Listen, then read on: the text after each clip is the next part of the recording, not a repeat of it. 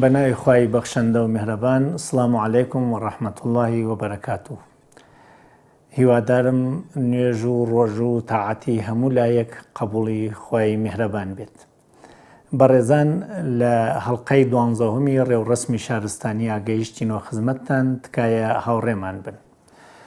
لە هەڵقەی 11هەمە بەحسی حەریمی خصوصی و حەریمی عمومیمان کرد کە حەریمی خصوصی وەکو حەوزەیەک هەر شەخصێک بۆ خۆی ڕای ئەگرێت و ورودی ئەشخاصی تر بەو حەوزە مەمنوعە مەگەر مجەوزیان بێت بۆ دەرمان، بۆ لێکۆڵینەوە و شەخص ئیجازەیان پێ بدات یا یاسا ئیجازە بدات و لەو دوا ئەرکێکە کەوێتە ئەستۆی ئەو کەسە ئەسراری ئەم شەخصەی لە حەوزەی خصوصیە کەشف کردێ وەکو ئەمانەت، وەکو ڕاز، وەکو سڕ بیپۆشێت. بەڵام حەوزەی عمومی حەوزەیەکی ترە کە بەگشتی خەڵک تایە مشتەرکن و قەرارە حقوقی عمومی ئەشخاص لەویانەوە بەدی بکرێت، وەکو جادە، وەکو زوان، وەکو فەرهەنگ، وەکو یاسا، وەکو قانون و وەکو شتانێکە ممکنە جەسەدیچیان نوێ و دیار نەوێ، هەروەکو زوان کە عەرزم کردن، وەکو سکوت کە هەموو کەسێک حەز ئەکات لە سکوت و بەشداری چەتیایە و هیچ کەسێک حەقی نییە بە تەنیایی بۆ خۆی قاڵ بکا و سکوت لە هەموو کەسێک بسێنێت. حەریمی عمومی لە حەوزەی شەهروەندیە متعلقە بە تەکتەکی شەهروەندان.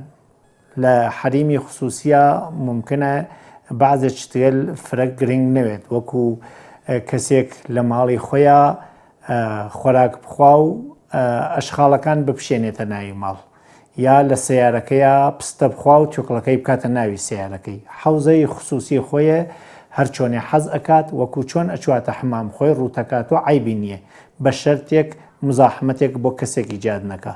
خۆی ئەزانێ سەیارەکەی پڕەکا لە تۆکڵە پستە، ئەوە کەیفی خۆیەتی.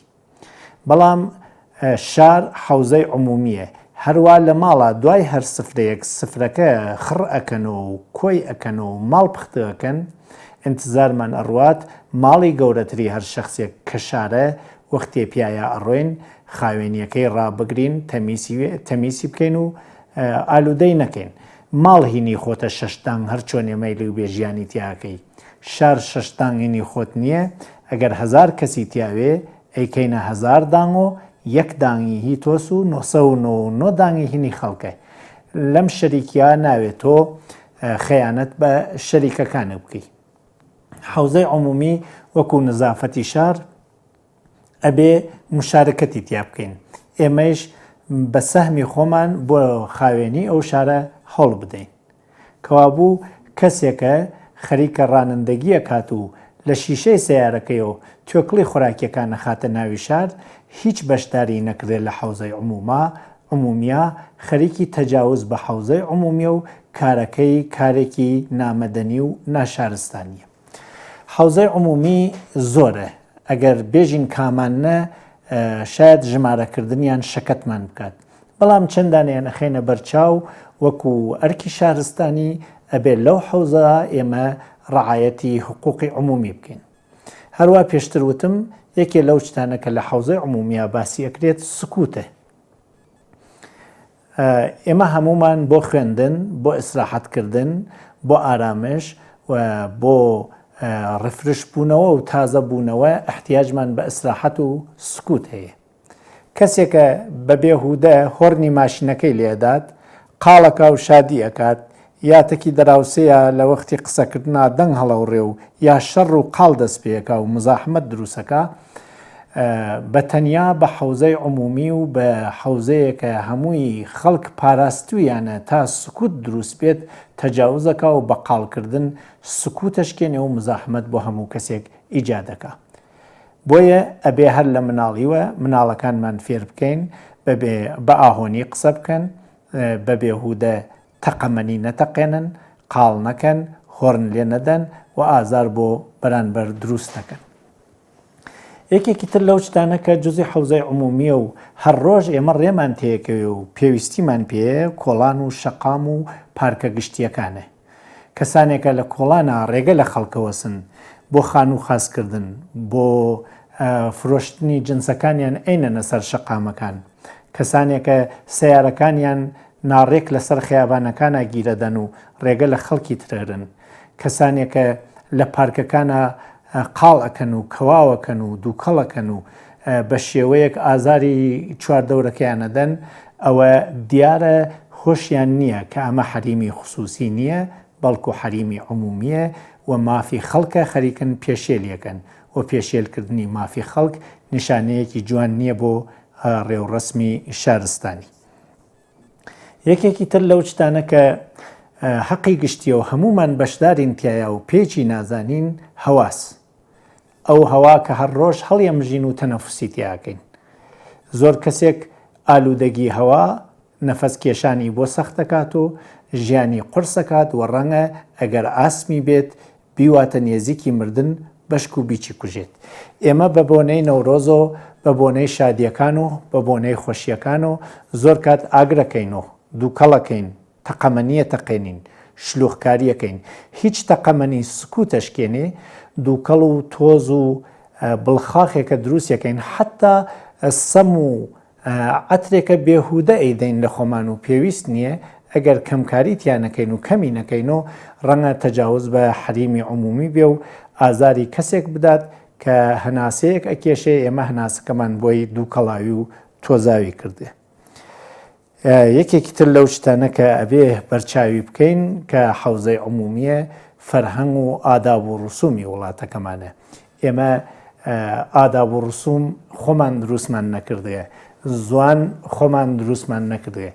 زۆرێ لەو وشەگەلە ئیمڕۆ ئێمە قسەی پێەکەین وشەگەلێکن کە پێشینیان دروستیان کردو و بە وەسیلەی باوەڕێلی ئەوان، ئارزشێلی ئەوان، ئەفکاری ئەوان بووە بە زوانی ئێمە و ئێمە بە ئاسانی بووینە سەخاوەنی زوانێ کە گوزەشتەی پێتێرینە ئیمڕۆ و بۆ ئایندەش بەو زوانە قسەکەین.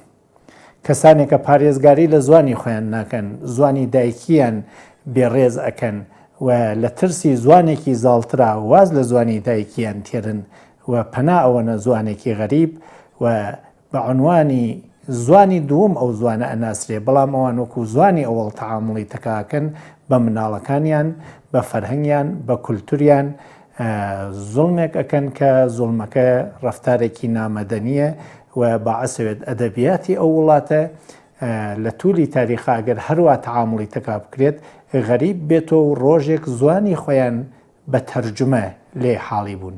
ئەمیچە زوڵمێکە بە حەوزەی عمومی کە زوانە و لە زوانە تاریخی پێشرەفت و فەرهەنگ و تەمەدونی ملەتێک هەڵەگیرێ کە ئەوان خەریکن لە بینی ئەوان.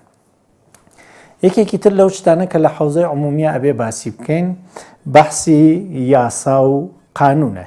قانونی کۆمەلگا وەکو حەوزەی عمومی شتێکە کە کەمترین ئەخلاق لە خەڵکی کۆمەلگا داوا ئەکات و هەموو کەسێک ئەگەر ساق بێ و عەقڵی سالم بێت ئەو کەمترینە ئەتوانێ ڕعایەت بکە.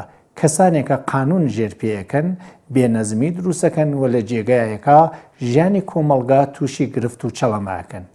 ئەمە نەوعی تەجاوز بە حقوقی عمومیە و باعسی بێنەزمی کۆمەلگا بێت. یەکێکی تر لەو شتانە کە ئەبێ باسی بکەین و لە قانون بەرزترە ئەخلاقە. ئەخلاق یعنی ئەوە بۆ خۆم گەرەکمە بۆ تۆ گەرەکم بێت و ئەوە حەز ناکەم خۆم تووشم لێ بێت تووشی تۆی نەکەم. ئەخلاق وەکو شتێکی گشتی لە کۆمەلگاوە وەختێ سست دەوێت بنیادی کۆمەلگا زەعیفەوێت و ڕەفتارێلی نامەدەنی زۆرترەوێت. بۆ نمونە وەختێ درۆ زیاو بێت، وەختی خەیانەت زیاو بێت، نائەمنی زیاوێ و نائەمنی کۆمەلگا بەرەو گرفت و چەڵەماوات. بە هەر حاڵ لە حەوزەی عمومیە شتی زۆرمان هەست کە باسی بکەین و ئەو شتانە کە هانە حەوزەی عمومیە هیچ کەسێک بە تەنیا خاوەنی نییە، هیچ کەسێک بە تەنیا حەقی تەجاوزی پێی نییە، بەڵکو هەمومان خاوەنین و بە هەمومانەوە ئەبێ چاودێری بکەین. بۆ یەکانە داواکارم لە ئێوەی بەڕێز وەکو ئەرکێکی نیشتمانی و ئەرکێکی ئیجتماعی حەوزەی خصوصی بپارێزین لە پاڵیچیا حەوزەی عمومی چاودێری لێ بکەین. وەسەلام عەلەیکم وەڕەحمەتوڵڵاهی وەبەرەکاتوه.